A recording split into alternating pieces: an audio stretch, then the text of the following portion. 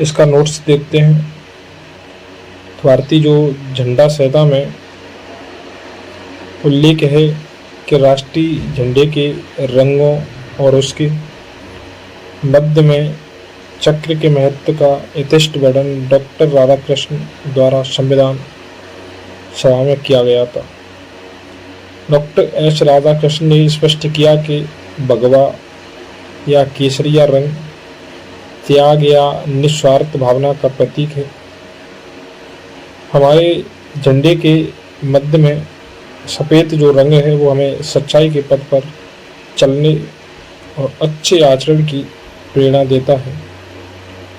हमारा हरा रंग मिट्टी और वनस्पतियों के साथ हमारे संबंधों को उजागर करता है, जिन पर सभी प्राणियों का जीवन आश्रित है। सफ़ेद रंग के मध्य में अशोक चक्र धर्म के राज का प्रतीक है। चक्र प्रगति का प्रतीक है। जड़ता प्राणहीनता का प्रतीक है। चक्र शांतिपूर्ण परिवर्तन की गतिशीलता का प्रतीक है। भारत का राष्ट्रीय ध्वज, जिसे हम तिरंगा कहते हैं, 3 रंगों की पट्टी में विभाजित आयताकार है। ध्वज की लंबाई और चौड़ाई का जो अनुपात है वो 3:2 है। सबसे ऊपरी पट्टी में केसरिया रंग जो साहस का प्रदर्शन, बीच में श्वेत शांति और सच्चाई का प्रदर्शन, और सबसे नीचे हरी जो पट्टी है वो अरवरता और समृद्धि का प्रदर्शन है। ध्वज के बीच की जो पट्टी है उसमें एक नीला चक्र है जिसमें 24 तीलियां हैं, जिसका प्रारूप सारनाथ में अशोक के सिंह स्तंभ पर बने चक्र से लिया गया। यह न्याय का प्रतीक है। पिंगली वेंकैया द्वारा भारतीय ध्वज राष्ट्रीय ध्वज को तैयार किया गया। संविधान सभा द्वारा इसे 22 जुलाई 1947 को राष्ट्रीय ध्वज का वर्तमान जो स्वरूप है वो स्वीकार किया गया। भारत का राय चिन्ह सारनाथ स्थित अशोक के सिंह स्तंभ की अनुकृति है। भारत सरकार द्वारा इसे 26 जनवरी 1950 को अपनाया गया। इस पर नीचे देवनागरी लिपि में सत्यमेव जयते लिखा है, जो मुंडकोपनिषद से लिया गया है। भारत का जो राष्ट्रगान हम जिसे जनगण मन के नाम से जानते हैं, वो 24 जनवरी 1950 को संविधान सभा द्वारा आधिकारिक रूप से अंगीकृत किया गया था। इसके जो गायन की अवधि है वो 52 सेकंड है। 27 दिसंबर 1911 को भारतीय राष्ट्रीय कांग्रेस के कलकत्ता अधिवेशन में इसे पहली बार गाया गया था। यह रविंद्रनाथ टैगोर द्वारा रचित है। वंदे मातरम वर्ष 1950 में भारत के राष्ट्रीय गीत के रूप में अंगीकृत किया गया था। राष्ट्रीय गीत वंदे मातरम बंकिम चंद्र चटर्जी द्वारा लिखित उपन्यास आनंद मठ से लिया गया है। इसे 1896 ईस्वी में भारतीय राष्ट्रीय कांग्रेस के अधिवेशन में पहली बार गाया गया था। भारत का राष्ट्रीय कैलेंडर शक संवत पर आधारित 22 मार्च 1957 को अपनाया गया। चैत्र माह से इसकी शुरुआत होती है और जो अंतिम माह है वो फाल्गुन होता है। इसे ग्रेगोरियन कैलेंडर के साथ अपनाया गया है। सामान्यतः चैत्र माह की शुरुआत 22 मार्च को, जबकि लीप वर्ष में 21 मार्च को होती है। गंगा की जो डॉल्फिन है, जिसका हम वैज्ञानिक नाम प्लेटा निस्ता गैंगेटिका को भारत के राष्ट्रीय जलीय जीव के रूप में स्वीकार किया गया है। भारतीय मोर वैज्ञानिक नाम पावो क्रिस्टेटस को भारतीय राष्ट्रीय पक्षी तथा बाघ वैज्ञानिक नाम पैंथेरा टाइग्रिस की टाइग्रिस को भारत के राष्ट्रीय पशु के रूप में स्वीकार किया गया है।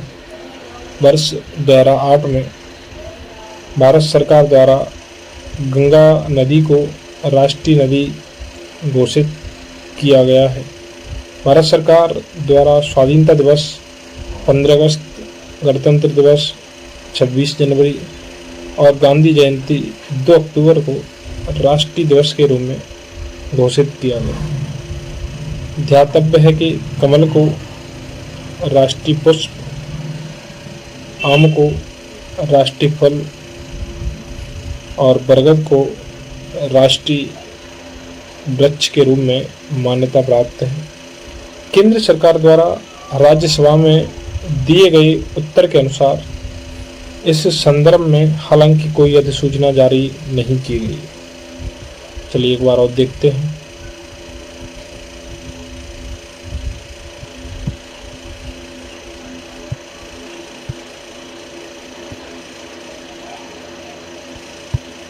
तो जो भारतीय झंडा संहिता हमें उल्लेख है कि राष्ट्रीय झंडे को के रंगों और इसके मध्य में चक्र के महत्व का यथेष्ट वर्णन डॉक्टर राधाकृष्णन द्वारा संविधान सभा में किया गया था।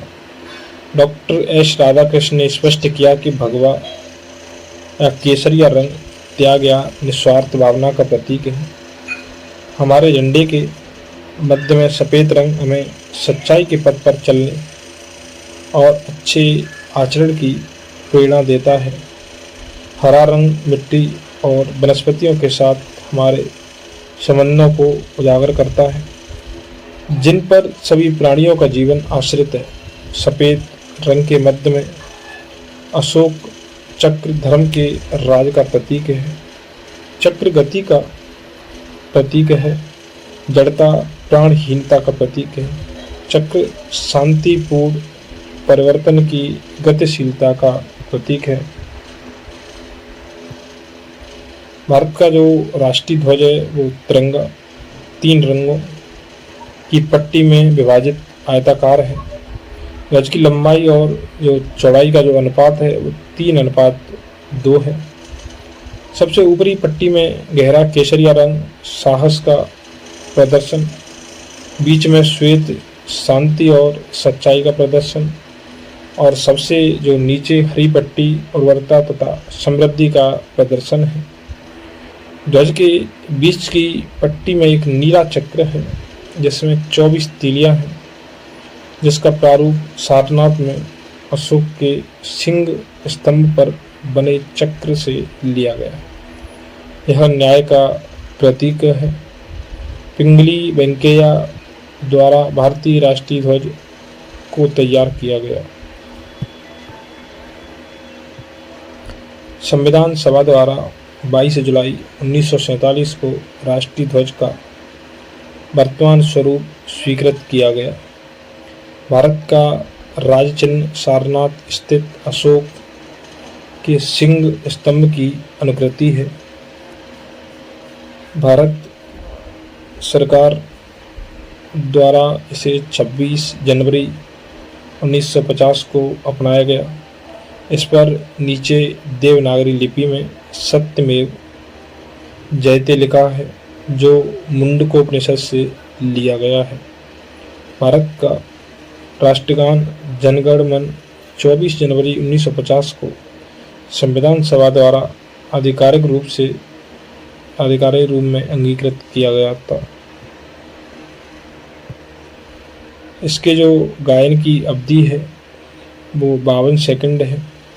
27 दिसंबर 1911 को भारतीय राष्ट्रीय कांग्रेस के कलकत्ता अधिवेशन में इसे पहली बार गाया गया था। यह रविंद्रनाथ टैगोर द्वारा रचित है। वंदे मातरम वर्ष 1950 में भारत के राष्ट्रीय गीत के रूप में अंगीकृत किया गया था। राष्ट्रीय गीत वंदे मातरम बंकिम चंद्र चटर्जी द्वारा लिखित उपन्यास आनंद मठ से लिया गया है। इसे 1896 ईस्वी में भारत में राष्ट्रीय कांग्रेस के अधिवेशन में पहली बार गाया गया था। भारत का जो राष्ट्रीय कैलेंडर है वो शक संवत पर आधारित 22 मार्च 1957 को अपनाया गया। चैत्र माह से इसकी शुरुआत होती है और अंतिम जो माह है वो फाल्गुन होता है। इसे ग्रेगोरियन कैलेंडर के साथ अपनाया गया है। सामान्यतः चैत्र माह की शुरुआत 22 मार्च को, जबकि लीप वर्ष में जो इसकी शुरुआत होती है वो 21 मार्च को होती है। गंगा की डॉल्फिन, जिसका वैज्ञानिक नाम प्लेटा निस्ता गैंगेटिका, को भारत के राष्ट्रीय जलीय जीव के रूप में स्वीकार किया गया है। भारतीय मोर, वैज्ञानिक नाम पावो क्रेस्टेटस, को भारत के राष्ट्रीय पक्षी तथा बाघ, वैज्ञानिक नाम पैंथेरा टाइग्रिस, को भारत के राष्ट्रीय पशु के रूप में स्वीकार किया गया। वर्ष 2008 में भारत सरकार द्वारा गंगा नदी को राष्ट्रीय नदी घोषित किया गया। भारत सरकार द्वारा स्वाधीनता दिवस 15 अगस्त, गणतंत्र दिवस 26 जनवरी और गांधी जयंती 2 अक्टूबर को राष्ट्रीय दिवस के रूप में घोषित किया गया। ज्ञातव्य है कि कमल को राष्ट्रीय पुष्प, आम को राष्ट्रीय फल तथा बरगद को राष्ट्रीय वृक्ष के रूप में मान्यता प्राप्त है। केंद्र सरकार द्वारा राज्यसभा में दिए गए उत्तर के अनुसार इस संदर्भ में हालांकि कोई अधिसूचना जारी नहीं की गई। चलिए अब हम इससे संबंधित प्रश्न कोश देखते हैं। तो किस वर्ष में जनगण मन को भारत के राष्ट्रगान के रूप में अपनाया गया? तो आंसर सी 1950 में। किस वर्ष में जन गण मन को भारत के राष्ट्रगान के रूप में अपनाया गया? तो ऑप्शन सी 1950 में। संविधान सभा ने 24 जनवरी 1950 को जन गण मन को राष्ट्रगान के रूप में अपनाया। संपूर्ण राष्ट्रगान को गाने का समय 52 सेकंड है। चलिए अगला क्वेश्चन देखते हैं। भारत की संविधान सभा द्वारा राष्ट्रगान जन गण मन का हिंदी प्रारूप कब अपनाया गया? तो यह 24 जनवरी 1950 को। एक सेकंड। चलिए अगला क्वेश्चन देखते हैं। भारत की संविधान सभा द्वारा राष्ट्रगान जन गण मन का हिंदी प्रारूप कब अपनाया गया? तो वो 24 जनवरी 1950 को।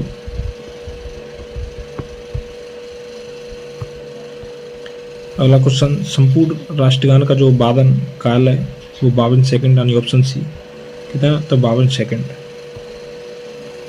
अगला क्वेश्चन, भारत शासन द्वारा राष्ट्रीय चिन्ह स्टेट एम्बलम कब से अंगीकृत यानी अडॉप्ट किया गया? तो 26 जनवरी 1950।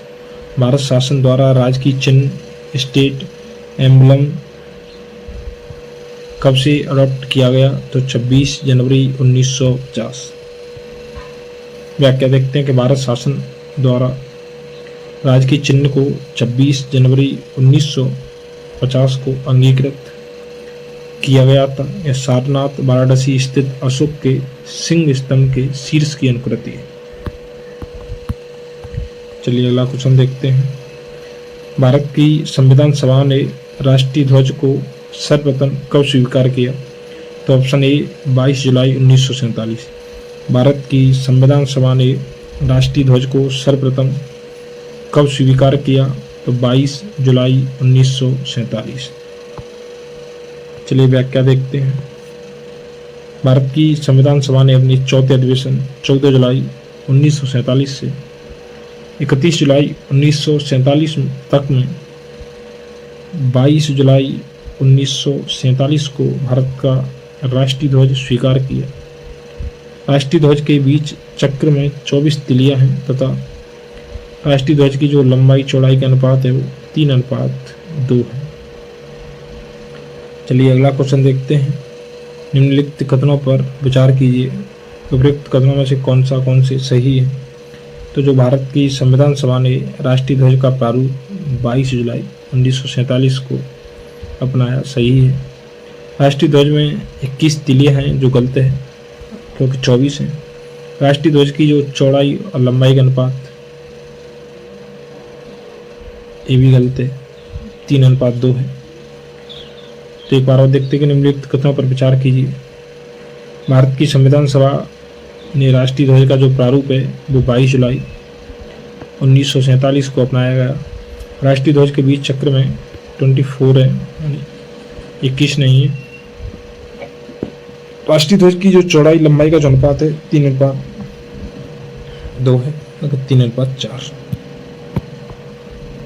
अगला क्वेश्चन देखते हैं। भारत की संविधान सभा ने निम्नलिखित में से किस तिथि को राष्ट्रीय ध्वज को अपनाया। तो 22 जुलाई 1947। भारत की संविधान सभा ने निम्नलिखित में से किस तिथि को राष्ट्रीय ध्वज को अपनाया। तो 22 जुलाई 1947। भारतीय राष्ट्रीय ध्वज के प्रारूप को किस दिन स्वीकार किया गया। तो 22 जुलाई 1947। भारतीय राष्ट्रीय ध्वज के प्रारूप को किस दिन स्वीकार किया। तो 22 जुलाई 1947। अगला क्वेश्चन है कि भारत का जो राष्ट्रीय पशु है वो बाघ है। बाघ। भारत का जो राष्ट्रीय पशु वैज्ञानिक नाम पैंथेरा टाइग्रिस। देश में बाघों की घटती संख्या को देखते हुए अप्रैल 1973 में बाघ परियोजना टाइगर जो प्रोजेक्ट था वो चलाया गया है। अगला क्वेश्चन है कि भारत का जो राष्ट्रीय पुष्प कौन सा है। तो कमल है। व्याख्या के भारत का जो राष्ट्रीय पुष्प कमल है, जो भारतीय संस्कृति का प्रतीक है। इसका वैज्ञानिक नाम निलंबो न्यूसीफेरा है। अगला क्वेश्चन, एक सेकंड। भारत का जो राष्ट्रीय पक्षी है वो मोर है। भारत का राष्ट्रीय पक्षी मोर है। वैज्ञानिक नाम पावो क्रिस्टेटस। ध्यातव्य है कि भारत का जो राष्ट्रीय वृक्ष है वो बरगद है। राष्ट्रीय पुष्प कमल है। राष्ट्रीय फल आम है। और राष्ट्रीय बाग सत्यमेव जयते जो सारनाथ वाराणसी स्थित अशोक स्तंभ से लिया गया है। अगला क्वेश्चन देखते हैं। भारतीय जो राष्ट्रीय ध्वज में चक्र किसका प्रतीक है। तो न्याय का। भारतीय राष्ट्रीय ध्वज में चक्र किसका प्रतीक है। तो न्याय का। ऑप्शन बी सही है। व्याख्या देखते हैं कि भारतीय जो राष्ट्रीय ध्वज में सफेद पट्टी के बीच नीले रंग का जो चक्र है, जिसका जो प्रारूप है वो सारनाथ में अशोक के सिंह स्तंभ पर बने चक्र से लिया गया है। इसमें 24 तीलियां आ रहे हैं। यह न्याय का प्रतीक है। भारत के राष्ट्रीय ध्वज में आरोह की संख्या कितनी है। तो 24 है। राष्ट्रीय पंचांग के संबंध में निम्न में से कौन से कथन सही है। तो भारत का जो राष्ट्रीय पंचांग है वो विक्रम संवत पर आधारित है। तो कथन जो स्टेटमेंट है वो गलत है, क्योंकि शक संवत पर आधारित है। और राष्ट्रीय पंचांग को 26 जनवरी 1950 को अपनाया गया, तो ये भी गलत है। तो ऑप्शन डी न तो 1 और न 2, दोनों में से कोई भी सही नहीं है। चलिए व्याख्या देखते हैं। ग्रेगोरियन कैलेंडर के साथ साथ देश भर के लिए शक संवत पर आधारित जो राष्ट्रीय पंचांग है, जिसका पहला जो महीना है वो चैत्र होता है या चैत्र होता है, और सामान्य वर्ष 365 दिन का होता है। 22 मार्च 1957 को अपनाया गया था। कब? तो 22 मार्च 1957 को। चैत्र का जो पहला दिन है सामान्यतः 22 मार्च को भी हो सकता है और 21 मार्च को। वो लीप वर्ष का जो अंतर है वो रहता है। चलिए, तो इसमें 14 ही क्वेश्चन थे। अब इसके बाद हम राज्य एवं संघ राज्य क्षेत्र से संबंधित टॉपिक को देखते हैं। और सबसे पहले हम इसके नोट्स को देखते हैं। तो भारतीय जो स्वतंत्रता अधिनियम 1947 था के द्वारा दो स्वतंत्र एवं पृथक प्रभुत्व वाले देश भारत और पाकिस्तान का निर्माण किया गया। देशों देशी रियासतों के समक्ष 3 विकल्प प्रस्तुत किए गए, या तो वो भारत में शामिल हों, या फिर वो पाकिस्तान में शामिल हों, या फिर वो स्वतंत्र है। तो 3, चाहे तो वो शामिल भारत में होना चाहती हैं तो भारत में हो जाए, या फिर पाकिस्तान में शामिल होना चाहती है तो पाकिस्तान में, या फिर एक तीसरा विकल्प और था कि वो स्वतंत्र भी रह सकती है। भारतीय जो सीमा थी उसके अंतर्गत 552 देशी रियासतें थी, जिनमें से 549 भारत में शामिल हो गई, जबकि शेष 3 हैदराबाद, जूनागढ़ और कश्मीर ने भारत में शामिल होने से मना कर दिया। कालांतर में हैदराबाद को पुलिस कार्रवाई द्वारा, जूनागढ़ को जनमत संग्रह के द्वारा तथा कश्मीर को विलय पत्र के द्वारा भारतीय संघ में शामिल किया गया। चलिए एक बार और देखते हैं, इसे यहीं अभी देख लेते हैं। भारतीय स्वतंत्रता, एक सेकंड, भारतीय जो स्वतंत्रता अधिनियम 1947 के द्वारा 2 स्वतंत्र एवं पृथक प्रभुत्व वाले देश भारत तथा पाकिस्तान का निर्माण किया गया। देशी रियासतों के समक्ष 3 विकल्प प्रस्तुत किए गए, या तो भारत में शामिल हों, या फिर पाकिस्तान में शामिल हों, या फिर स्वतंत्र रह सकते। भारतीय सीमा के अंतर्गत 552 देशी रियासतें थी, जिनमें से 549 भारत में शामिल हो गई, जबकि 3 या शेष 3 जो रियासतें थी हैदराबाद, जूनागढ़ और कश्मीर ने भारत में शामिल होने से मना कर दिया। कालांतर में हैदराबाद को पुलिस कार्रवाई द्वारा, जूनागढ़ को जनमत संग्रह के द्वारा और कश्मीर को विलय पत्र के द्वारा भारतीय संघ में शामिल किया गया। संविधान के तहत भारतीय संघ के राज्यों या क्षेत्रों को 4 भागों में वर्गीकृत किया गया था। भाग क में वे राज्य थे जहां ब्रिटिश भारत में गवर्नर का शासन था। भाग ख में राज्य विधानमंडल के साथ शाही शासन था। भाग ग में ब्रिटिश भारत के मुख्य आयुक्त का शासन था, और भाग ग में अकेला एक जो हम अंडमान निकोबार द्वीप समूह है उसे रखा गया था। संविधान के अनुच्छेद 1 के अनुसार भारत अर्थात इंडिया राज्यों का संघ होगा। अनुच्छेद 2 भारतीय संघ में नए राज्यों के प्रवेश या स्थापना की संसद की शक्ति। अनुच्छेद 3 नए राज्यों का निर्माण और वर्तमान राज्यों के क्षेत्र, सीमाओं या नामों में परिवर्तन करने का संसद की शक्ति। चलिए एक बार और देखते हैं। तो संविधान के तहत भारतीय संघ के राज्यों या क्षेत्रों को 4 भागों में वर्गीकृत किया गया। भाग क में वे राज्य थे जहां ब्रिटिश भारत में गवर्नर का शासन था। भाग ख में राज्य विधानमंडल के साथ शाही शासन था। भाग ग में ब्रिटिश भारत के मुक्त आयुक्त का शासन था, और भाग ग में अकेले अंडमान निकोबार द्वीप समूह को रखा गया था। संविधान के अनुच्छेद 1 के अनुसार भारत अर्थात इंडिया राज्यों का संघ होगा। अनुच्छेद 2 भारतीय संघ में नए राज्यों के प्रवेश या स्थापना की जो संसद की शक्ति है। अनुच्छेद 3 नए राज्यों का निर्माण और वर्तमान राज्यों के क्षेत्रों, सीमाओं या नामों में परिवर्तन करने की संसद की जो शक्ति है।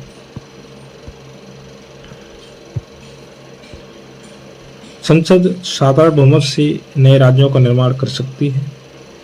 भारतीय संविधान संसद को यह अधिकार देता है कि वह नए राज्य बनाने, उसमें परिवर्तन करने, नाम बदलने या सीमा में परिवर्तन के संबंध में बिना राज्यों की अनुमति के कदम उठा सकती है।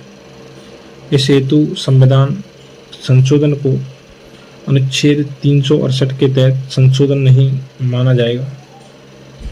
वर्तमान में भारतीय संघ में 28 राज्य और 8 संघ राज्य क्षेत्र हैं।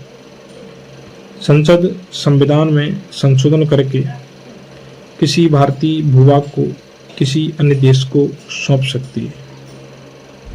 जून 1948 में भारत सरकार ने एस के धर की अध्यक्षता में भाषाई प्रांत आयोग की नियुक्ति की।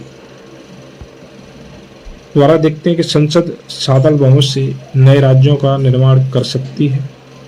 भारतीय संविधान संसद को यह अधिकार देता है कि वो नए राज्य बनाने, उसमें परिवर्तन करने, नाम बदलने या सीमा में परिवर्तन के संबंध में बिना राज्यों की अनुमति के कदम उठा सकती है। इस हेतु संविधान संशोधन को अनुच्छेद 368 के तहत संशोधन नहीं माना जाएगा। वर्तमान में भारतीय संघ में 28 राज्य और 8 संघ राज्य क्षेत्र। संसद संविधान में संशोधन करके किसी भारतीय भूभाग को किसी अन्य देश को सौंप सकती है।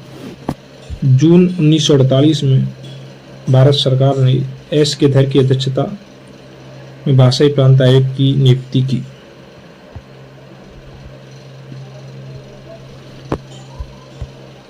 इस आयोग ने अपनी रिपोर्ट दिसंबर 1948 में पेश की।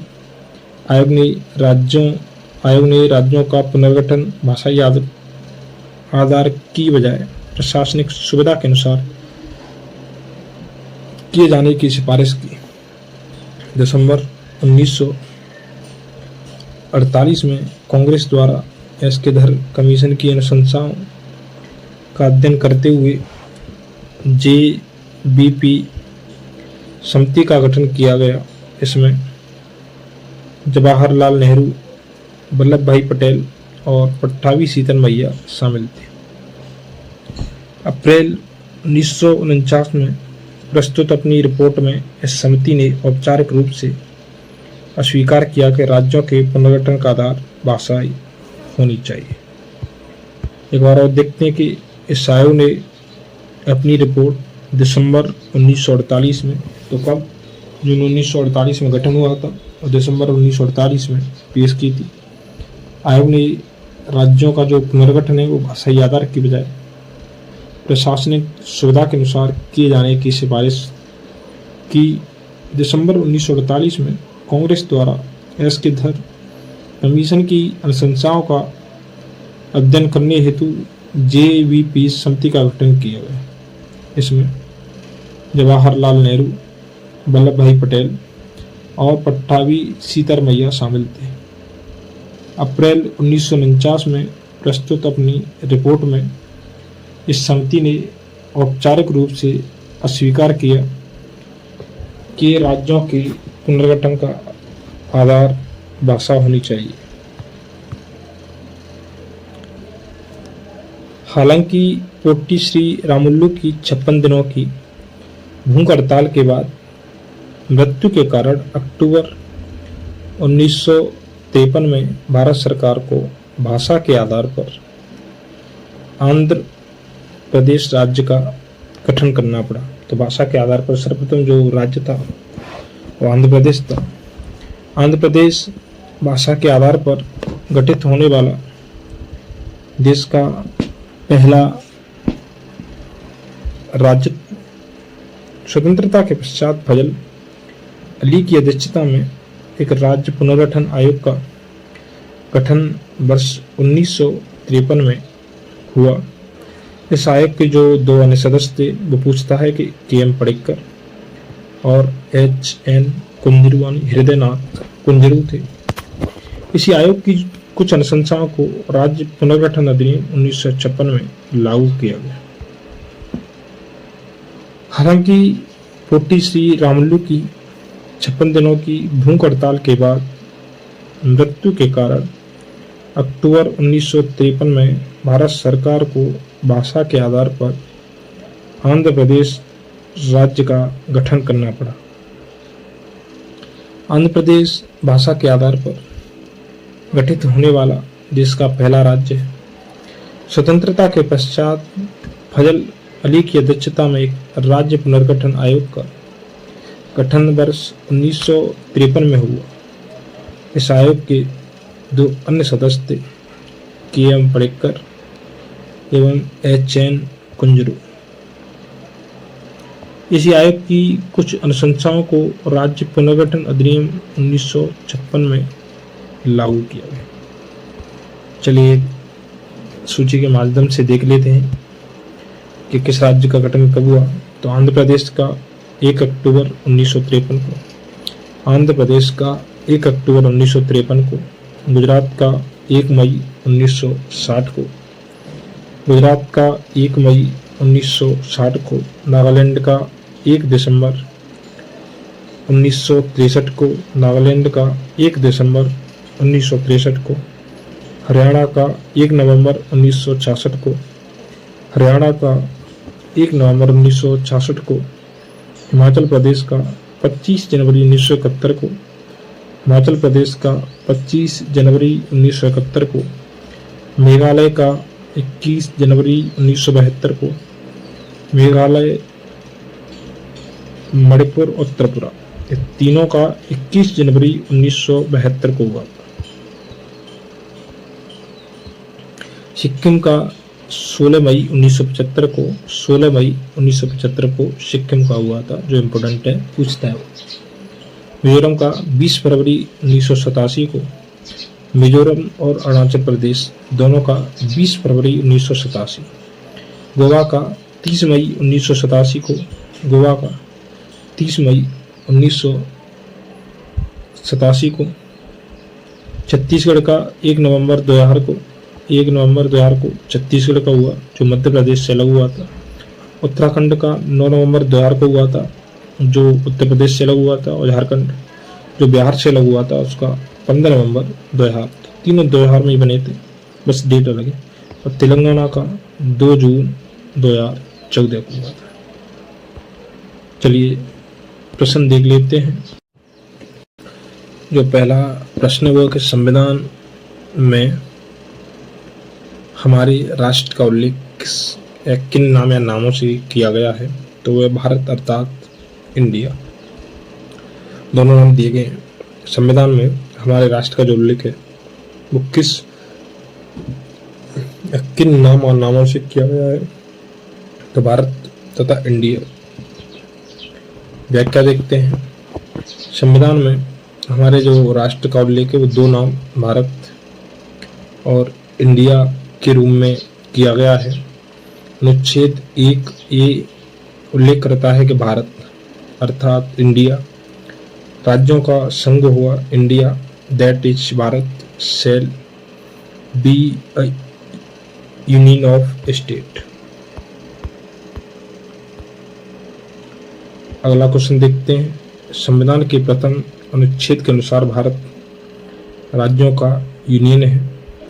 संविधान के प्रथम अनुच्छेद के अनुसार भारत राज्यों का यूनियन है। व्याख्या देखते हैं कि संविधान के अनुच्छेद 1 में निर्धारित किया गया है कि भारत अर्थात इंडिया राज्यों का संघ यानी यूनियन होगा। भारत के राज्य क्षेत्र में राज्यों के राज्य क्षेत्र, संघ राज्य क्षेत्र और ऐसे अन्य राज्य क्षेत्र जो अर्जित किए जाएं समाविष्ट होंगे। राज्यों तथा संघ राज्य क्षेत्रों के नाम तथा प्रत्येक के अंतर्गत आने वाले राज्य क्षेत्रों का जो वर्णन है वो संविधान की प्रथम अनुसूची में किया गया है। अगला क्वेश्चन है कि संविधान की निम्नलिखित में से किस प्रावधान के अंतर्गत भारतीय संसद को नया राज्य बनाने का अधिकार है। तो अनुच्छेद 3। संविधान के निम्नलिखित में से किस प्रावधान के अंतर्गत भारतीय संसद को नया राज्य बनाने का अधिकार है। तो ऑप्शन सी अनुच्छेद 3। व्याख्या देखते हैं कि भारतीय संविधान के अनुच्छेद 3 के तहत नए राज्यों के निर्माण, उनके क्षेत्रों, सीमा, नाम में परिवर्तन का अधिकार, शक्ति भारतीय संसद में निहित है। जबकि अनुच्छेद 1 के तहत संघ का नाम और राज्य क्षेत्र है और अनुच्छेद 2 के तहत भारतीय संघ में नए राज्यों के प्रवेश या स्थापना की शक्ति संसद को प्रदान की गई है। अगला क्वेश्चन देखते हैं कि नए राज्य के गठन की शक्ति निहित है। तो संसद में नए राज्य के गठन की शक्ति निहित है संसद में। व्याख्या अगला क्वेश्चन देखते हैं कि भारत के संविधान के अंतर्गत निम्नलिखित में से किसको राज्यों की सीमा को परिवर्तित करने की शक्ति प्राप्त है। तो संसद को, यानी ऑप्शन ए। भारत के संविधान के अंतर्गत निम्नलिखित में से किसको राज्यों की सीमाओं को परिवर्तित करने की शक्ति प्राप्त है। तो संसद को। अगला क्वेश्चन देखते हैं, एक राज्य को संघ में सम्मिलित करने अथवा नए राज्यों की स्थापना करने की जो कार्यपालिकी शक्ति है निम्नलिखित में से किसे प्राप्त है। तो संसद को। एक राज्य को संघ में सम्मिलित करने अथवा नए राज्यों की स्थापना करने की जो कार्यपालिकी जो शक्ति है निम्नलिखित में से किसे प्राप्त है। तो संसद को। अगला क्वेश्चन देखते हैं कि भारतीय संघ के अंतर्गत किसी राज्य को मिलाने का अधिकार किसे है। तो संसद को। भारतीय संघ के अंतर्गत किसी राज्य को जो मिलाने का अधिकार है वो किसे है। तो संसद को, ऑप्शन सी। अगला क्वेश्चन देखते हैं कि निम्नलिखित में से कौन सा कथन राज्यों के निर्माण के बारे में सही नहीं है। पहला है कि संसद विधि द्वारा एक नए राज्य का निर्माण कर सकती है। तो सही है। इस प्रकार की विधि में संविधान की पहली अनुसूची और चौथी अनुसूची के संशोधन का प्रावधान होगा। ये भी सही है। इस प्रकार की विधि को अनुच्छेद 368 के प्रयोजनों के लिए संविधान का संशोधन समझा जाएगा। नहीं, ये गलत है, क्योंकि जो संशोधन होता है वो साधारण बहुमत से होता है। और जो ऑप्शन डी है वो इस प्रयोजन के लिए विधेयक संसद में तब तक पुनः स्थापित नहीं किया जा सकता जब तक इसे उस राज्य के विधानमंडल को निर्दिष्ट नहीं कर दिया गया है जिसके क्षेत्र, सीमा या नाम पर इसका प्रभाव पड़ता है। तो निम्नलिखित में से कौन सा कथन नए राज्यों के निर्माण के बारे में सही नहीं है। पहले हम देख लेते हैं कि कौन से सही हैं। तो संसद विधि द्वारा एक नए राज्य का निर्माण कर सकती है। इस प्रकार की विधि में संविधान की पहली अनुसूची और चौथी अनुसूची के संशोधन का प्रावधान होगा। इस प्रयोजन के लिए विधेयक संसद में तब पुनर्स्थापित नहीं किया जा सकता तब तक नहीं किया जा सकता जब तक इसे उस राज्य के विधानमंडल को निर्दिष्ट नहीं कर दिया गया है जिसके क्षेत्र, सीमाओं या नाम पर इसका प्रभाव पड़ता है। इस विधि या इस प्रकार की विधि को अनुच्छेद 368 के प्रयोजन के लिए संविधान का संशोधन समझा जाएगा। ये गलत है। चलिए व्याख्या देखते हैं। नए राज्यों के निर्माण के लिए विधि हेतु अनुच्छेद 368 के तहत विशेष प्रक्रिया, संविधान संशोधन प्रक्रिया नहीं अपनाई जाती है। अर्थात संसद साधारण बहुमत से नए राज्यों का निर्माण करती है तथा संविधान के अनुच्छेद 4(2) के अनुसार इस प्रकार की विधि अनुच्छेद 368 के प्रयोजनों के लिए संविधान का संशोधन नहीं समझी जाती है। अन्य विकल्पों के कथन ये राज्यों के निर्माण के संदर्भ में सही है। चलिए अगला क्वेश्चन देखते हैं। एक नया राज्य बनाने में संविधान संशोधन के लिए कैसा बहुमत चाहिए। तो वो साधारण। एक नया राज्य बनाने में संविधान संशोधन के लिए कैसा बहुमत चाहिए। तो ऑप्शन ए, साधारण।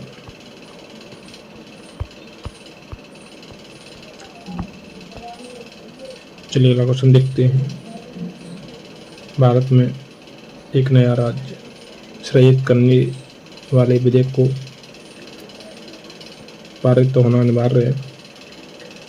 संसद में साधारण बहुमत द्वारा भारत में एक नया राज्य सृजित करने वाले विधेयक को पारित होना अनिवार्य है संसद में साधारण बहुमत द्वारा। चलिए अगला क्वेश्चन देखते हैं। भारत संघ नहीं, तो ये गलत है, क्यों भारत संघ है। दूसरा कारण, किसी भी राज्य का क्षेत्र, सीमा, नाम उसकी सहमति के बिना भी परिवर्तित करने की संघ की जो शक्ति संसद को प्राप्त है, तो सही है। तो ऑप्शन डी ये गलत, किंतु आर सही है। व्याख्या देखते हैं। संविधान के अनुच्छेद 1 के अनुसार भारत राज्यों का संघ यूनियन ऑफ स्टेट या यूनियन ऑफ द स्टेट है। किसी राज्य के जो क्षेत्र, सीमा या नाम में परिवर्तन हेतु राज्य के विधानमंडल का जो विचार है प्रकट करना अनुच्छेद 3 के परिणतों के तहत अपेक्षित है, किंतु इस संदर्भ में राज्य विधानमंडल के विचार संसद पर बाध्यकारी नहीं है। अतः संसद बिना राज्यों की सहमति के भी ऐसा कर सकती है।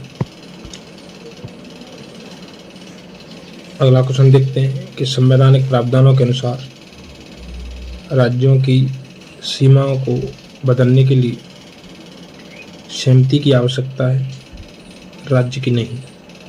संवैधानिक प्रावधानों के अनुसार राज्यों की सीमाओं को बदलने के लिए राज्य की सहमति की आवश्यकता नहीं। अगला क्वेश्चन, निम्नलिखित में से कौन एक नए राज्यों के निर्माण के लिए संवैधानिक उपबंध नहीं है।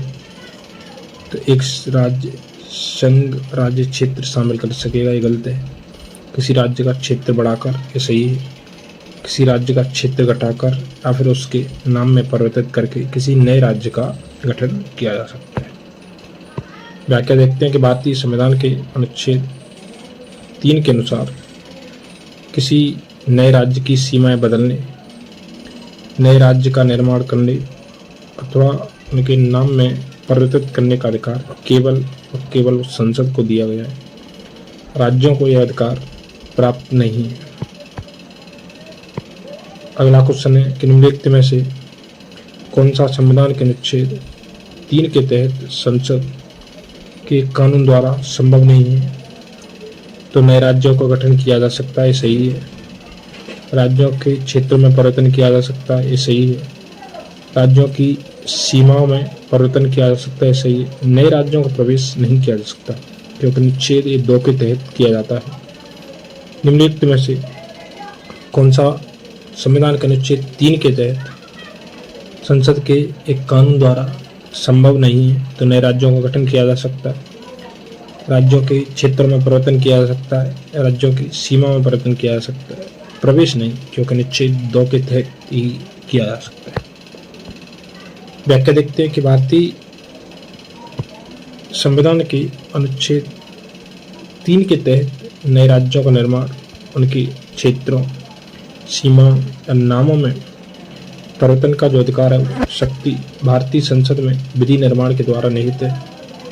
अनुच्छेद 2 के तहत संसद विधि द्वारा भारतीय संघ में नए राज्यों का जो प्रवेश है या उनकी स्थापना, तो जो अनुच्छेद 2 है वो नए राज्यों में नए राज्यों का प्रवेश और उसकी स्थापना की बात करता है। चलिए अगला क्वेश्चन देखते हैं।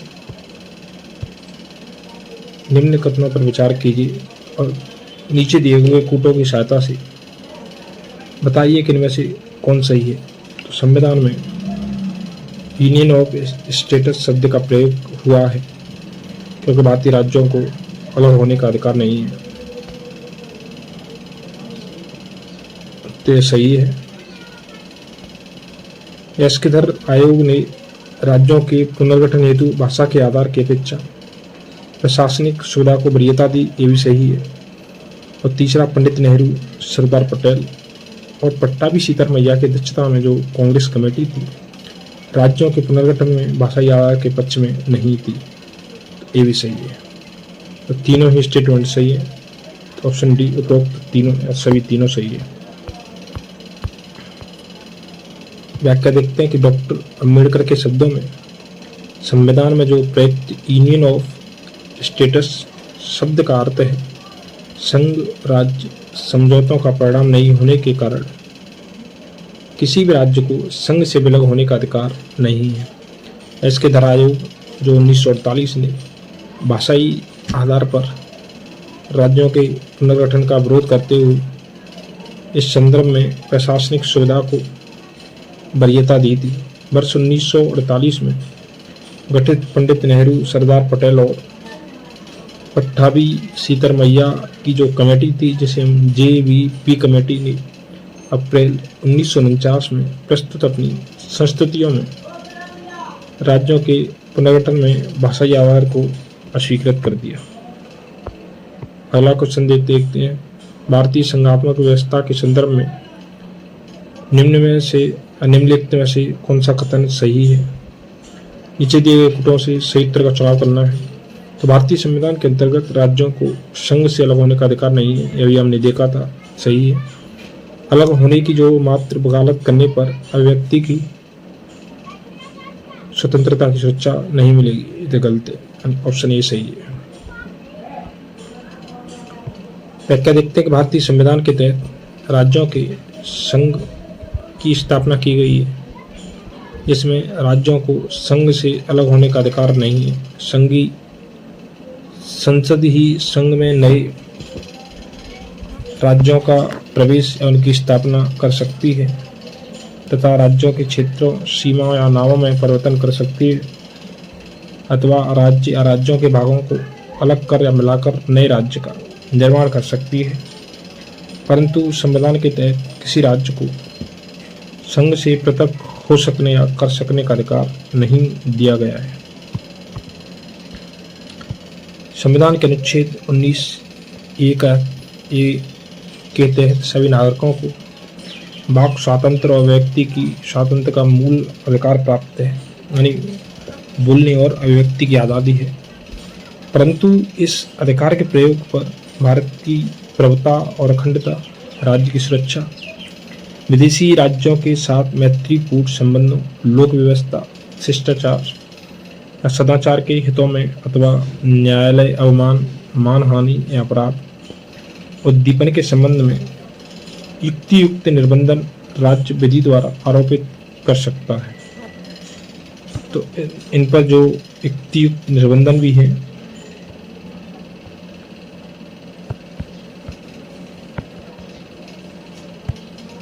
तदनुसार भारत से अलग होने की मात्र वकालत करना भी संबंधित विधि के तहत अपराध माना जा सकता है। अगला क्वेश्चन देखते हैं, राज्य पुनर्गठन आयोग ने 1 नवंबर 1956 को कितने राज्य तथा संघ राज्य क्षेत्र बनाए? तो 14 राज्य और 6 संघ राज्य क्षेत्र बनाए गए थे। जो राज्य पुनर्गठन आयोग था उसकी सिफारिश के आधार पर स्वतंत्रता के पश्चात नए राज्यों के निर्माण के लिए फजल अली की अध्यक्षता में एक राज्य पुनर्गठन आयोग का गठन हुआ। तो किसकी अध्यक्षता थी? तो फजल अली इसके अध्यक्ष थे, जिसकी सिफारिशों के आधार पर अधिनियम मित्र 1956 के राज्य पुनर्गठन अधिनियम द्वारा 14 राज्य और 6 संघ राज्य क्षेत्र स्थापित किए गए। आंध्र प्रदेश स्वतंत्रता के पश्चात भाषा के आधार पर गठित पहला राज्य था 1 अक्टूबर 1953। अगला क्वेश्चन देखते हैं कि 1956 के राज्य पुनर्गठन अधिनियम द्वारा कितने राज्य और संघीय क्षेत्रों की स्थापना की गई? तो 14 राज्य और 6 संघीय क्षेत्र, जो हमने अभी देखा था। अगला क्वेश्चन है कि भारत में कितने राज्य एवं संघीय प्रदेश हैं? तो वर्तमान में तो इसमें एक भी ऑप्शन सही नहीं है। अब में 28 और 8। पहले का क्वेश्चन है, प्रश्नकाल के दौरान संविधान की प्रथम अनुसूची के अनुसार भारत में 28 राज्य एवं 7 संघ राज्य क्षेत्र थे। 2 जून 2014 को तेलंगाना राज्य के गठन के पश्चात भारत में कुल जो राज्य हैं 29 हो गए थे एवं जो संघ शासित प्रदेश हैं 7 ही रहे थे। पुनः जम्मू कश्मीर तथा लद्दाख को संघ राज्य क्षेत्र घोषित किए जाने के उपरांत कुल 28 राज्य एवं 9 संघ राज्य क्षेत्र हो गए, यानी एक जो जम्मू कश्मीर था वो संघ राज्य क्षेत्र बन गया और तत्पश्चात जो दादर और नागर हवेली थी तथा जो दमन द्वीप था, जो 2 संघ राज्य क्षेत्र थे, उनका एकीकरण कर दिया गया। और इसके पश्चात जो संघ राज्य क्षेत्रों की जो संख्या है 26 जनवरी 2020 से, कब से, तो 26 जनवरी 2020 से 8 हो गई। तो वर्तमान में 28 राज्य और 8 संघ राज्य क्षेत्र हैं। एंड अपडेट है आज तक का डाटा। तेलंगाना राज्य बन जाने के बाद भारत में राज्यों की संख्या होगी 28, क्योंकि अब जम्मू कश्मीर भी संघ राज्य क्षेत्र हो गया है।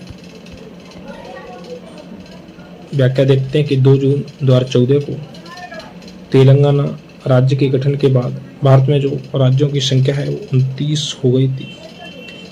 लेकिन जम्मू कश्मीर राज्य को के 2 संघ राज्य क्षेत्रों में विभाजन के उपरांत राज्यों की जो वर्तमान संख्या है वो 28 तथा दादर और नागर हवेली तथा दमन द्वीप के विलय के बाद संघ राज्य क्षेत्रों की जो संख्या है वो 8 हो गई। चलिए अगला क्वेश्चन देखते हैं। भारत में कितने संघ राज्य क्षेत्र हैं? तो 8। अगला क्वेश्चन, निम्नलिखित में से कौन संघ राज्य क्षेत्र नहीं है? तो गोवा संघ राज्य क्षेत्र नहीं, राज्य है। अंडमान निकोबार द्वीप समूह, दमन द्वीप और पुदुचेरी संघ राज्य क्षेत्र है। व्याख्या देखते हैं कि भारत के संविधान की जो पहली अनुसूची में राज्यों और संघ राज्य क्षेत्रों का उल्लेख है। इस सूची में गोवा राज्यों के अंतर्गत, जबकि जो शेष विकल्प संघ राज्य क्षेत्रों के अंतर्गत शामिल है। दिल्ली है एक केंद्र शासित प्रदेश यानी संघ राज्य क्षेत्र। व्याख्या देखते हैं कि भारत की प्रथम अनुसूची के अनुसार दिल्ली एक संघ राज्य क्षेत्र या केंद्र शासित प्रदेश है। अगला क्वेश्चन, किस संविधान संशोधन द्वारा दिल्ली को राष्ट्रीय राजधानी क्षेत्र का दर्जा दिया गया? तो 69वां जो संविधान संशोधन था, तो कौन सा था वो? 69वां। दिल्ली को, यानी जो दिल्ली थी उसे राष्ट्रीय राजधानी क्षेत्र कहा गया। 69वें संविधान संशोधन अधिनियम 1951 के द्वारा देश की राजधानी दिल्ली को संघ राज्य क्षेत्र की श्रेणी में कायम रखते हुए इसके लिए एक विधानसभा और मंत्रिपरिषद का उपबंध किया गया। साथ ही संविधान का अनुच्छेद 239 AA या डबल ए के तहत संघ राज्य क्षेत्र दिल्ली को राष्ट्रीय राजधानी क्षेत्र NCR का दर्जा दिया गया। अगला क्वेश्चन है कि केंद्र शासित प्रदेश जिनका गठन हुआ था उनके हिसाब से हमें मिलाना है।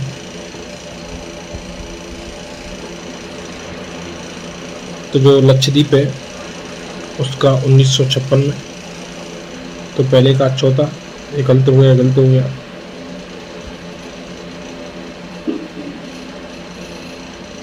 और इसके बाद जो दमन द्वीप है उसका 1961 में हुआ था, जो 1962 में स्थापित। चंडीगढ़ का 1966 में, दादर और नगर हवेली का 1961 में। चलिए व्याख्या देखते हैं।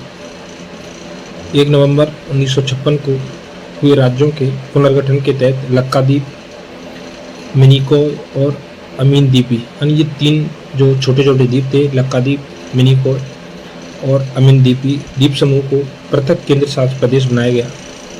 जैसे 1 नवंबर 1973 को हमने लक्षद्वीप का नाम दिया था।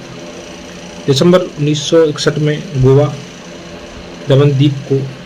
और दमन द्वीप को पुर्तगाली आधिपत्य से कभी पूछता है कि वो किसके आधिपत्य में थे, तो पुर्तगाली आधिपत्य में थे।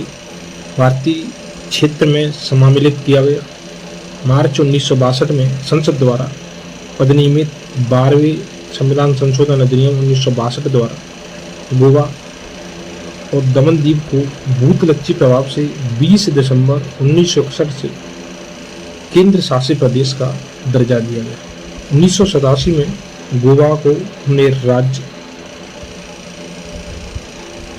और दमनदीप को हमने पृथक केंद्र शासित प्रदेश बना दिया। पंजाब पुनर्गठन अधिनियम 1966 में 1 नवंबर 1966 को चंडीगढ़ को पंजाब हरियाणा दोनों की संयुक्त राजधानी के साथ केंद्र शासित प्रदेश बनाया गया। 10वें संविधान संशोधन अधिनियम 1961 द्वारा 11 अगस्त 1961 से दादर और नागर हवेली को केंद्र शासित प्रदेश के रूप में भारत संघ में शामिल किया गया। नोट देखते हैं, 26 जनवरी 2020 को दादर और जो नागर हवेली तथा जो दमन और दीव था उन्हें हमने मिलाकर उसका एकीकरण यानी एक ही केंद्र शासित प्रदेश बना दिया है। चलिए तो अगला क्वेश्चन देखते हैं कि भारत के संविधान के अनुच्छेद 240 के अंतर्गत कुछ संघ राज्य क्षेत्रों के लिए विनियम बनाने की राष्ट्रपति की शक्ति के संदर्भ में निम्न में से कौन सा युग्म सही सुमेलित नहीं है। तो 240(1) है वो अंडमान निकोबार द्वीप समूह के लिए, ये सही है। 240 जो 1(b) है वो लक्षद्वीप के लिए, ये सही है। 240 जो 1(c) ग है वो दमनदीप के लिए है, और जो D है वो पुदुचेरी के लिए नहीं है, पुदुचेरी के लिए E है। चलिए व्याख्या देखते हैं। प्रश्नकाल के दौरान यह स्थिति थी कि भारतीय संविधान के अनुच्छेद 240 कुछ संघ राज्य क्षेत्रों के लिए विनियम बनाने की जो राष्ट्रपति की शक्ति के अनुसार राष्ट्रपति 240 क अंडमान निकोबार द्वीप समूह, 240(b) लक्षद्वीप, 240(c) दादर और नागर हवेली, 240(d) में दमन और दीव, 240 जो E है वो पुदुचेरी के लिए। संघ राज्य क्षेत्र शांति, प्रगति और सुशासन के लिए विनियम बना सकेगा। प्रश्नगत विकल्प D में अनुच्छेद 240 जो D है 1(d) वो पुदुचेरी को दिया गया था, जो कि गलत है। वर्तमान में दादर और नागर हवेली तथा दमन और दीव जो दोनों का एकीकरण कर दिया है। संघ राज्य क्षेत्रों का जो विलय है वो कब किया गया, तो पूछ सकता है वो 2019 में। 240(1) C के द्वारा दादर और नागर हवेली तथा दमन और दीव को स्थापित किया गया, जबकि 240(1) यानी D हमने विलोपित कर दिया है। अगला क्वेश्चन है, निम्नलिखित कथनों में से कौन सा एक कथन गलत है। तो सबसे पहले हम देख लेते हैं कि सही कौन कौन से। तो गोवा को 1987 में पूर्ण राज्य का दर्जा प्राप्त हुआ था, वो हमने अभी देखा था। जो द्वीप है वो खम्बात की गाड़ी यानी गल्फ और खम्बात में एक टापू है, ये सही है, गुजरात में। दमन और दीव को भारतीय संविधान के 56वें संशोधन द्वारा गोवा से अलग किया गया, ये सही है। जो दादर और नागर हवेली वर्ष 1954 तक फ्रांसीसी औपनिवेशिक शासन के अंतर्गत थे, ये गलत है, क्योंकि फ्रांसीसी नहीं, इसकी जगह पुर्तगाली थे। तो एक बार आप देखते हैं कि गोवा को हमने 1987 में पूर्ण राज्य का दर्जा प्राप्त हुआ था। जो द्वीप है वो खम्बात की गाड़ी में एक टापू है। दमन और दीव को भारतीय संविधान के 56वें संशोधन द्वारा गोवा से अलग किया गया।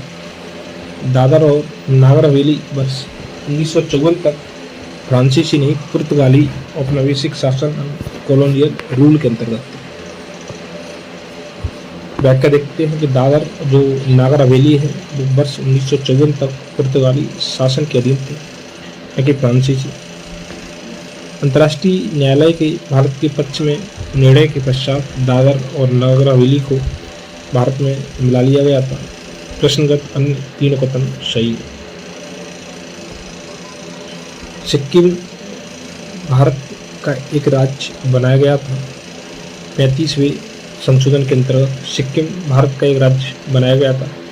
35वें संशोधन के अंतर्गत व्याख्या देखते हैं तो 35वां जो संशोधन था 1974 में के द्वारा सिक्किम को भारत में सहयुक्त राज्य यानी एसोसिएटेड स्टेट के रूप में शामिल किया गया, जबकि हमने 36वें संविधान संशोधन 1975 द्वारा सिक्किम को 22वां पूर्ण राज्य का दर्जा दिया गया। तो पूर्ण राज्य का हमने 36वें संविधान संशोधन के द्वारा और जो एसोसिएटेड बना था वो 35वें संविधान संशोधन के द्वारा।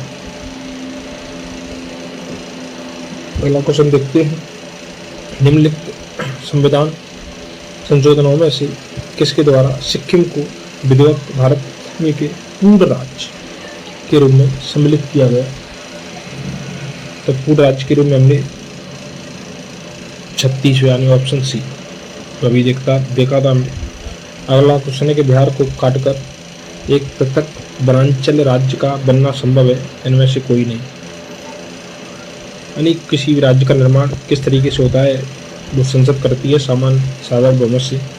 तो राज्यों का निर्माण करने का जो अधिकार है अनुच्छेद 3 के अंतर्गत संघीय संसद का है। बिहार को काटकर पृथक वनांचल राज्य का बनना संसद के प्रावधानों के द्वारा ही संभव है। अगला क्वेश्चन, निम्नलिखित राज्यों के गठन पर विचार कीजिए तथा इन्हें कालानुक्रम में व्यवस्थित कीजिए। नीचे दिए गए कूट की सहायता से सही उत्तर का चयन कीजिए। तो सबसे पहले जो हरियाणा बना था 1966 में, तो चौथा ये गलत हो गया।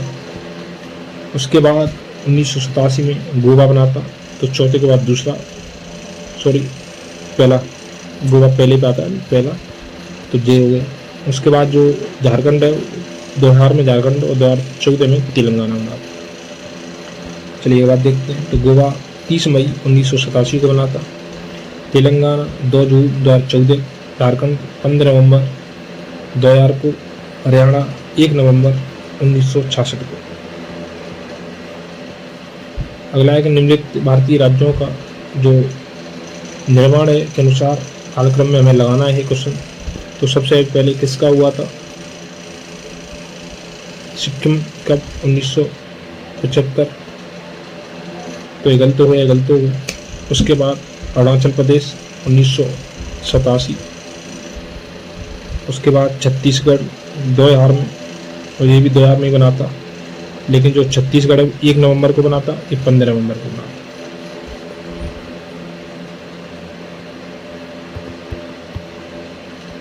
चलिए एक बार और देख लेते हैं। आंध्र प्रदेश का गठन 1953 में, राजस्थान का 1956 में, महाराष्ट्र का 1960 में, ये डेट भले में याद रखिए, कभी नहीं पूछता है। नागालैंड का 63 में, हरियाणा का 66 में, हिमाचल प्रदेश का 71 में, मेघालय का 72 में, सिक्किम का 75 में, अरुणाचल प्रदेश का 87 में, छत्तीसगढ़ का, हाँ ये जरूर ध्यान रख लीजिए क्योंकि कभी पूछ लेता है। तो सबसे पहले ये तीनों 2000 में ही हुए थे, लेकिन सबसे पहले जो छत्तीसगढ़ बना था मध्य प्रदेश से अलग करके, उसके बाद उत्तराखंड बना था 9 नवंबर को उत्तर प्रदेश से अलग करके, फिर झारखंड बना था बिहार से अलग करके और 15 नवंबर को। चलिए तो अगला क्वेश्चन देखते हैं। ये भी कालक्रम में लगाने, संपूर्ण राज्य का दर्जा प्राप्त करने वाले, तो ये सही है क्योंकि नागालैंड का जो गठन है वो 1963 में हुआ था, हरियाणा का 66 में, सिक्किम का 75 में, अरुणाचल प्रदेश का 87 में, जो अभी हमने देखे थे। छत्तीसगढ़ राज्य शुरू में आया था, तो ये मध्य प्रदेश से अलग होकर 1 नवंबर 2000 को राज्य बना था, तो ऑप्शन ए सही है। उत्तराखंड राज्य की स्थापना हुई थी, तो 2000 में हुई थी, और कब? 9 नवंबर 2000 में, यूपी से अलग करके। ठीक है। अगला है कि किस वर्ष झारखंड राज्य अस्तित्व में आया? तो ये भी 2000 में आया था, लेकिन 15 नवंबर में बना था, और ये बिहार से अलग करके बनाया गया।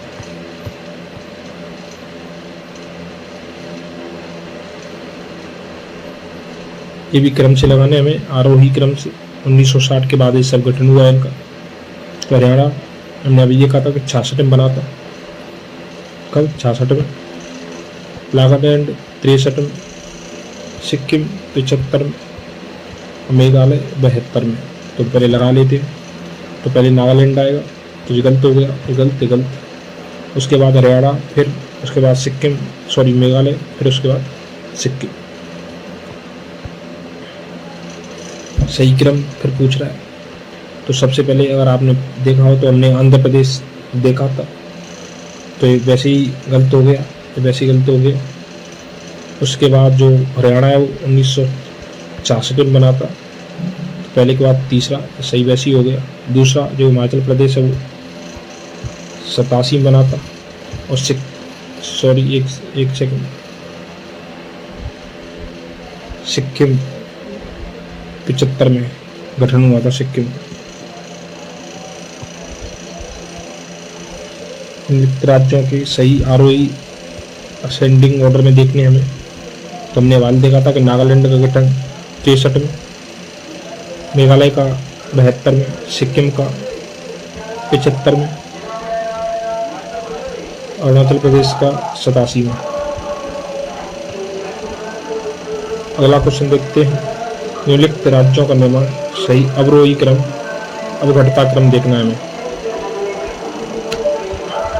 पहले सबसे बाद का, फिर उससे पहले का, फिर उससे पहले का। तो हरियाणा 66, महाराष्ट्र 60 में और राजस्थान का 56 में। चलिए अगला क्वेश्चन देखते हैं, सही जोड़ी मिलानी है। तो नागालैंड का 1963 नहीं 62 दिया है, तो पहले का दूसरा गलत हो गया, ये गलत, तो इसमें सही विकल्प नहीं दिए। चलिए व्याख्या देखते हैं सीधी। नागालैंड का जो 63 में, झारखंड का 2000 में, हमने सभी अभी देखे। तेलंगाना का 14, सिक्किम का 75 में। जी बहुत इंपॉर्टेंट है, आप इसे जरूर ध्यान रखें। नागालैंड के अस्तित्व में आने का जो वर्ष है वो विकल्प में 1962 दिया गया, जो कि गलत है। सही है 1 दिसंबर 1963। अगला जो क्वेश्चन है कि निम्नलिखित में से इस राज्य का जो गठन है वर्ष 1948 में हुआ था, तो इनमें से एक भी सही नहीं है। इस प्रश्न की अंग्रेजी रूपांतरण या अंग्रेजी संस्करण में राज्य के लिए स्टेट शब्द का प्रयोग हुआ है। इस आधार पर दिए गए विकल्पों में कोई विकल्प सही नहीं है, परंतु यदि राज्य का अर्थ प्रोविंस लिया जाए तो वर्ष 1948 में गठित जो राज्य हिमाचल प्रदेश होगा। प्रश्नगत विकल्पों के प्रोविंस और स्टेट बनने की सूची इस प्रकार। तो जो राज्य प्रोविंस कब बने और स्टेट कब बने, तो जो पश्चिम बंगाल 15 अगस्त 1947 को प्रोविंस बना था और 26 जनवरी 1950 को स्टेट बना था। असम 15 अगस्त 1947 को, तो पश्चिम बंगाल, असम और पंजाब तीनों 15 अगस्त 1947 को प्रोविंस और 26 जनवरी 1950 को स्टेट बने। जो हिमाचल प्रदेश है वो 15 अप्रैल 1948 को प्रोविंस बना था और 25 जनवरी 1971 को स्टेट बना था। चलिए अगला क्वेश्चन देखते हैं। निम्नलिखित एक असत्य कथन को यानी गलत कथन को हमें बताना है। तो सबसे पहले हम सही कथन देख लेते हैं। तो हिमाचल प्रदेश पहले संघ शासित प्रदेश की सूची में था, ये सही है। बम्बई जो राज्य था उसका गुजरात और महाराष्ट्र में विभाजित हो गया था, हमने 1960 में इनका विभाजन हुआ था। गोवा को दमन और दीप से अलग किया गया था, ये सही है। मैसूर का नया नाम जो तमिलनाडु रखा गया वो गलत है, क्योंकि इसका नाम कर्नाटक। व्याख्या देखते हैं कि मैसूर राज्य नाम परिवर्तन अधिनियम का 1973 जो मैसूर राज्य था उसका जो नया नाम था वो कर्नाटक था। गोवा दमन और दीप पुनर्गठन अधिनियम 1987 के द्वारा गोवा को हमने अलग किया।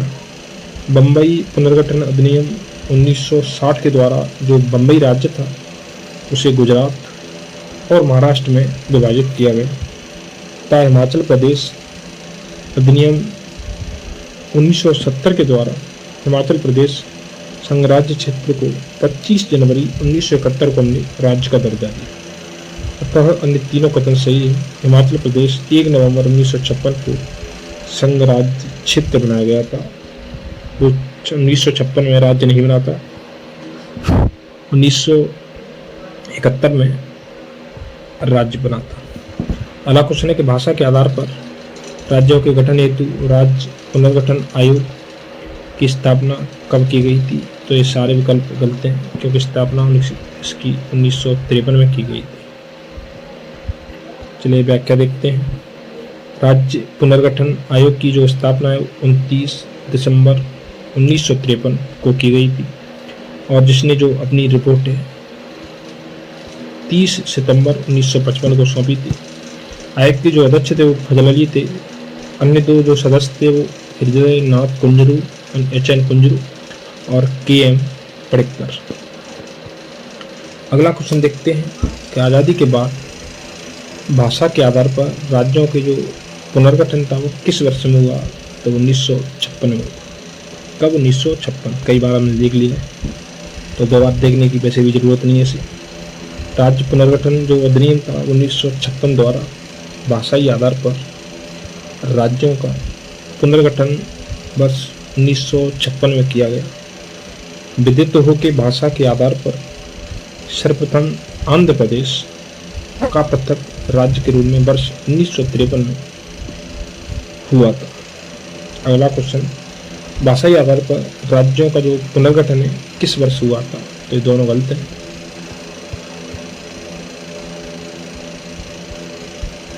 और जो सही है वो ऑप्शन सी 1956। कब? 1956। अगला क्वेश्चन देखते हैं कि भाषाई आधार पर सर्वप्रथम किस राज्य का गठन हुआ? तो 1953 में आंध्र प्रदेश, यानी ऑप्शन बी सही है। 48 निम्नलिखित में से भारत में भाषा के आधार पर बना पहला जो राज्य था वो आंध्र प्रदेश था, और कब? तो 1953।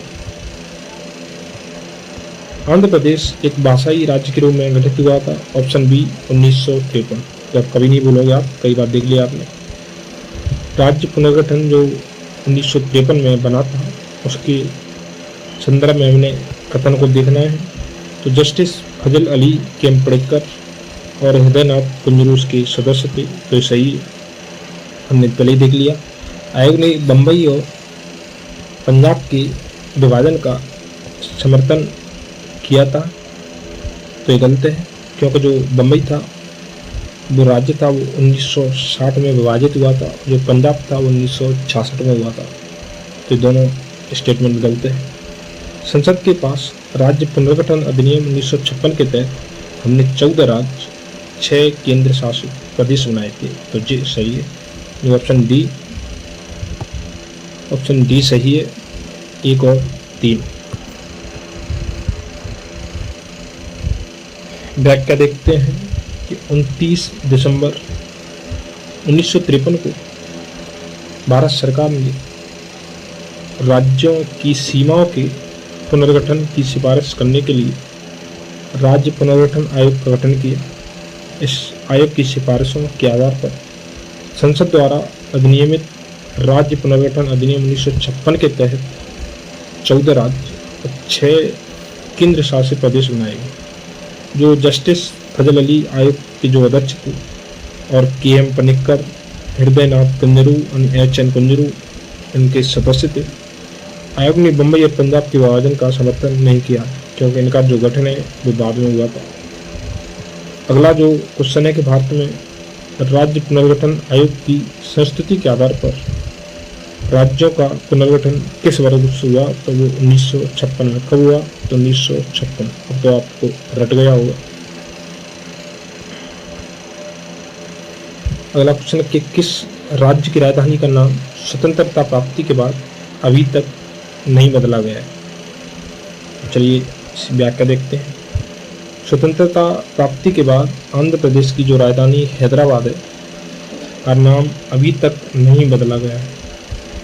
2 जून 2014 को तेलंगाना राज्य के निर्माण के बाद अगले 10 वर्षों से अनधिक अवधि तक हैदराबाद के आंध्र प्रदेश और तेलंगाना की संयुक्त राजधानी बने रहने का प्रावधान आंध्र प्रदेश पुनर्गठन अधिनियम 2014 के तहत किया गया था,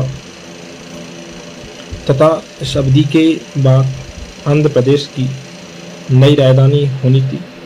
वर्ष 2020 में आंध्र प्रदेश विधानसभा द्वारा पारित अधिनियम के तहत यहाँ 3 राजधानियों अमरावती तो विधायी राजधानी, विशाखापत्तनम कार्यकारी राजधानी एवं कुर्नूल न्यायिक राजधानी का प्रावधान किया गया था, परंतु नवंबर 2021 में राज्य सरकार के द्वारा की गई घोषणा के अनुसार अभी अमरावती ही आंध्र प्रदेश की एक राजधानी होगी। तमिलनाडु की राजधानी मद्रास का अद्यतन नाम चेन्नई है। पश्चिम बंगाल की राजधानी कलकत्ता का नाम जो अपडेट है वो कोलकाता, और केरल की राजधानी जो त्रिवेंद्रम थी उसका नाम तिरुवनंतपुरम हो गया। चलिए अगला क्वेश्चन देखते हैं। निम्नलिखित कथनों में से कौन से कथन जो सत्य हैं? तो कांग्रेस की नागपुर सत्र 1920 के पश्चात प्रांतीय कांग्रेस समितियों का गठन भाषाई आधार पर किया गया था। दूसरा है कि 1948 में कांग्रेस ने भाषाई आधार पर प्रांतों के गठन की मांग को अस्वीकार कर दिया था। तो चलिए दोनों ही स्टेटमेंट सही है। व्याख्या देखते हैं। भारतीय राष्ट्रीय कांग्रेस का जो 35वां अधिवेशन है, कौन सा 35वां जो अधिवेशन है वो वर्ष 1920 में नागपुर में सी विजय राघवाचार्य की अध्यक्षता में हुआ। इसी अधिवेशन के पश्चात प्रांतीय कांग्रेस समितियों का जो गठन है वो भाषाई आधार पर किया गया। भारत की आज़ादी के बाद वर्ष 1948 में संविधान सभा ने एस के धर के नेतृत्व में आयोग की नियुक्ति की। इस आयोग ने भाषा के आधार पर प्रांतों के गठन को नकार दिया। दिसंबर 1948 में कांग्रेस द्वारा इस आयोग की संस्तुतियों पर विचार करने हेतु जवाहरलाल नेहरू, वल्लभ भाई पटेल, पट्टाभी सीतारामैया की 3 सदस्यीय, जिसे हम JVP समिति कहते हैं, JVP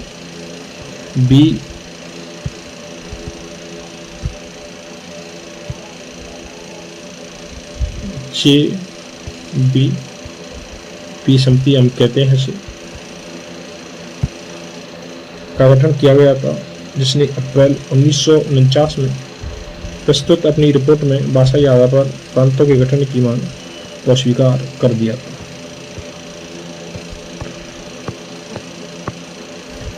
चलिए तो आज के लिए इतना काफ़ी है। एक 1.25 घंटे की वीडियो हो गई है।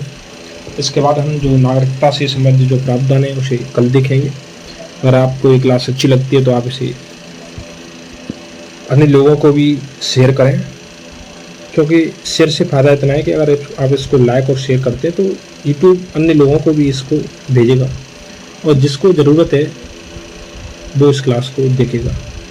तो चलिए दोस्तों, आप सभी का बहुत धन्यवाद, और हम कल फिर मिलते हैं एक नई क्लास में। Thank you.